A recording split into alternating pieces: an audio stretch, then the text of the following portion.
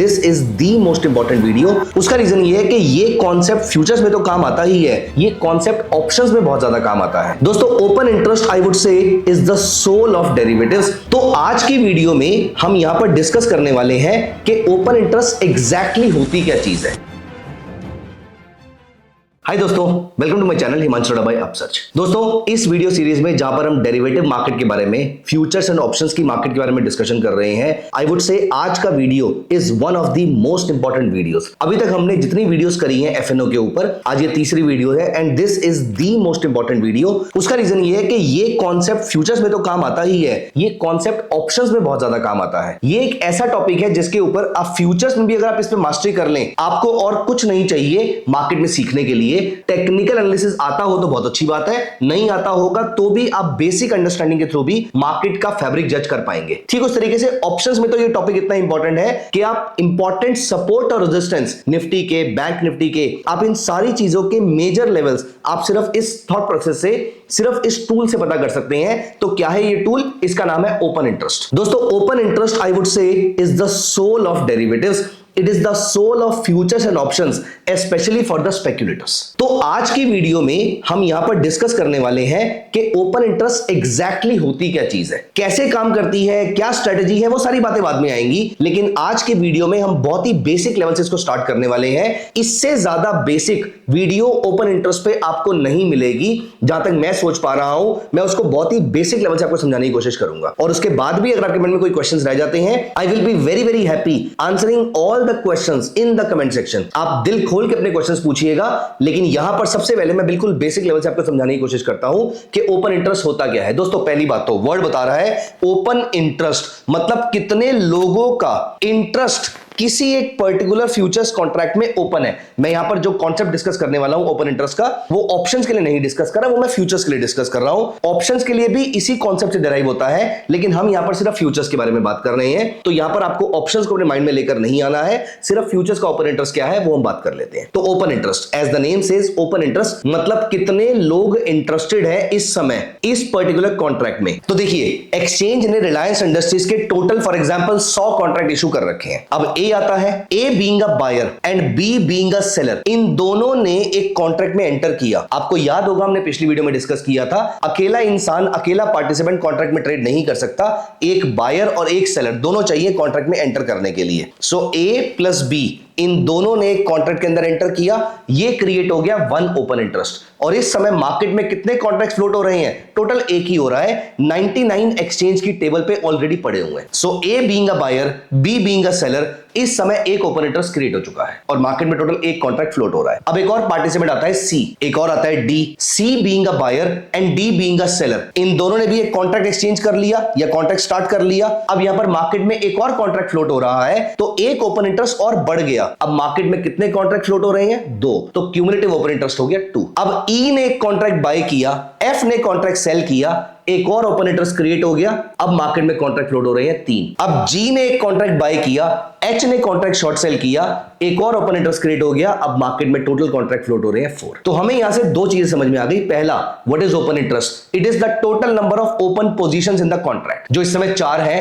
तो एक एक करके ओपन इंटरेस्ट क्रिएट होता जा रहा है। इस समय मार्केट का ओपन इंटरेस्ट 4 है। एक्सचेंज ने 100 कॉन्ट्रैक्ट इशू किए थे, 4 मार्केट में फ्लोट हो रहे हैं। ये हो गया मेरा ओपन इंटरेस्ट। सेकंड टर्म जो मैं यहां पर समझ में आई वो है इंक्रीज इन ओपन इंटरेस्ट, मतलब जब ए और बी नए पार्टिसिपेंट्स मिले, सी और डी नए पार्टिसिपेंट्स मिले, ई और एफ नए पार्टिसिपेंट्स मिले, या फिर ए वाली साइड से ही ई मान लो नहीं आया, ए एग्जिस्टिंग पार्टिसिपेंट ने एक और बाय किया, in all the cases open interest increases whenever the new participants increase and take up the new contract from exchanges table. This is called increase in open interest. So दो term समझ में आ गई। पहला, open interest क्या है? Total number of open contracts. दूसरा, increase in open interest क्या है? जब कभी भी आपके कॉन्ट्रैक्ट्स बढ़ते रहते हैं, जब कभी भी नए पार्टिसिपेंट्स मार्केट में आते हैं और वो कॉन्ट्रैक्ट्स इनिशिएट करते रहते हैं, this is called increase in open interest. अब सोचिए, जी ने सोचा कि मार्केट से एग्जिट कर देते हैं, एच ने भी सोचा कि मार्केट से एग्जिट कर देते हैं। इन दोनों ने अपने कॉन्ट्रैक्ट को वाइंड अप करके वापस एक्सचेंज की टेबल पे रख दिया। Before I proceed with this, मेरा क्वेश्चन ये है, अगर जी कॉन्ट्रैक्ट से एग्जिट करना चाहता है और एच करना नहीं चाहता और बी करना चाहता है, बी भी सेलर है, एच भी सेलर है, क्या जी इन्होंने एच के साथ इनिशिएट किया था, अगर वो बी के साथ एग्जिट करना चाहे तो कर सकते हैं? Absolutely yes. इसका मतलब ये है, आपको और मुझे यहां पर ओपन इंटरेस्ट कैसे एग्जीक्यूट होगा या किस तरीके से मेरी पार्टी मुझे मिलेगी सेम, उसकी हमें टेंशन लेने की कोई जरूरत नहीं है। आप जब मर्जी चाहें अपने इस कॉन्ट्रैक्ट से एग्जिट कर सकते हैं। एक कॉन्ट्रैक्ट इनिशिएट करने से लेकर एक्सपायरी के बीच में जब आपका मन करे, प्रोवाइडेड देयर इज लिक्विडिटी, आप डेरिवेटिव कॉन्ट्रैक्ट से एग्जिट कर सकते हैं। तो अब देखिए, जी ने कॉन्ट्रैक्ट से एग्जिट किया, एच ने कॉन्ट्रैक्ट से एग्जिट किया, this is called decrease in open interest. तो पहली डेफिनेशन ओपन इंटरेस्ट, दूसरी इंक्रीज इन ओपन इंटरेस्ट, तीसरी डिक्रीज इन ओपन इंटरेस्ट। अब सोचिए, जी कॉन्ट्रैक्ट से एग्जिट करना चाहता है, बाकी पूरी टेबल में से कोई एग्जिट नहीं करना चाहता, बाकी सारे पार्टिसिपेंट्स में से कोई एग्जिट नहीं करना चाहता, एम यहां पर बाय करना चाहता है, जी एग्जिट करना चाहता है, एम एंटर करना चाहता है। Is it possible? Absolutely yes. अब आप मुझे बताइए कमेंट सेक्शन में कि इससे ओपन इंटरेस्ट इंक्रीज होगा या ओपन इंटरेस्ट डिक्रीज होगा। Your time starts now. इससे ओपन इंटरेस्ट इंक्रीज होगा या डिक्रीज होगा? दोस्तों, इससे there will be no change in open interest. अब हमें चार टर्म समझ में आ जाती है, open interest, increase in open interest, decrease in open interest and no change in open interest. अब पहले इसकी एप्लीकेशन पे आने से पहले मैं आपको दिखाऊं कि ओपन इंटरेस्ट दिखता कहां पे है। आप दो सोर्सेज हैं जहां से इंफॉर्मेशन ले सकते हैं। जैसे कि सबसे पहले मैं यहां पर ओपन कर लेता हूं एनएससी इंडिया की वेबसाइट, और यहां पर मैंने पिछली वीडियो में बताया था कि इस डेटा पेज पे कैसे आते हैं। तो पहले मैंने ऊपर टाइप किया रिलायंस, मैं इक्विटी पे आ गया, इक्विटी के बाद मैंने यहां पर डेरिवेटिव पे क्लिक किया, डेरिवेटिव पे क्लिक करके जब मेरे सामने ये वाला पेज खुला तो मैंने स्टॉक फ्यूचर्स पे क्लिक किया, और यहां पर मुझे दिख रहा है कि टोटल ओपन इंटरेस्ट इस समय 2,78,298 कॉन्ट्रैक्ट्स हैं as on date. As of now जब मैं वीडियो रिकॉर्ड कर रहा हूं, अप्रॉक्सीमेटली 2.25 लाख कॉन्ट्रैक्ट मार्केट में फ्लोट हो रहे हैं, और आज की डेट में अराउंड 66,000 नए कॉन्ट्रैक्ट्स क्रिएट हुए हैं, which is 31% higher compare to what it was yesterday. तो इसका मतलब रिलायंस में ओपन इंटरेस्ट बढ़ रहा है। तो इस तरीके से आप ओपन इंटरेस्ट चेक कर सकते हैं।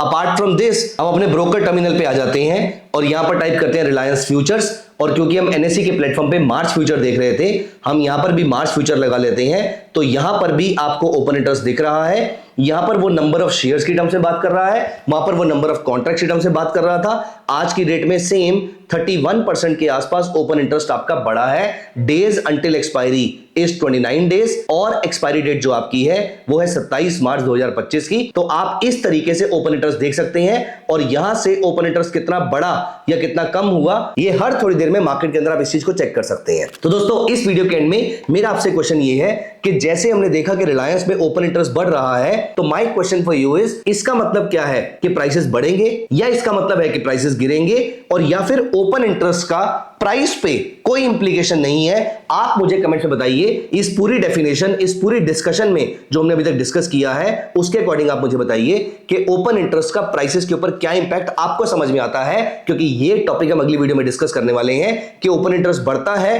तो प्राइसेस के ऊपर क्या इंपैक्ट हो सकता है, या हम इसके थ्रू कोई एक ट्रेडिंग स्ट्रेटजी फॉर्म कर सकते हैं। अगली वीडियो में हम इस टॉपिक को पूरा डिटेल में डाइसेक्ट करने वाले हैं, कवर अप करने वाले हैं। लेकिन आप मुझे कमेंट्स में जरूर बताइएगा कि अगर इस समय रिलायंस का ओपन इंटरेस्ट बढ़ रहा है, इसकी इंप्लीकेशन प्राइसेस के ऊपर क्या हो सकती है आपके according, based on the definition that we have discussed in this entire video. So दोस्तों, आई होप आपको ये बेसिक कॉन्सेप्ट समझ में आया होगा। दोस्तों, मेरे को ट्रेडिंग स्ट्रेटजी पे पहुंचने में कोई जल्दी नहीं है, आपको भी कोई जल्दी नहीं होनी चाहिए, क्योंकि ये बेसिक कॉन्सेप्ट बहुत इंपॉर्टेंट है। अगर हमारे कॉन्सेप्ट क्लियर हो गए तो हम फ्यूचर में सारी ट्रेडिंग स्ट्रेटजीज को झटके में सीख पाएंगे, इमीडिएटली सीख पाएंगे। तो मिलूंगा मैं आपको अगली वीडियो में, जहां पर मैं आपके साथ डिस्कस करूंगा कि ओपन इंटरेस्ट का प्राइस पे क्या इंप्लीकेशन होता है। लेकिन आगे बढ़ने से पहले मैं आपको बता दूं कि पूरा डेरिवेटिव मार्केट को कवर करते हुए मैंने बहुत ही अच्छी एक ट्रेडिंग स्ट्रेटजी अपने कोर्स में डिस्कस करी है। ऑप्शन सेलिंग के थ्रू आप अपने लिए रेगुलर इनकम कैसे कमा सकते हैं, ये कोर्स मेरा upsurge.club पे अवेलेबल है। इसका लिंक नीचे डिस्क्रिप्शन में दिया हुआ है, आप जाके जरूर चेक कीजिएगा। मिलते हैं अगली वीडियो में। Bye bye, take care of yourself.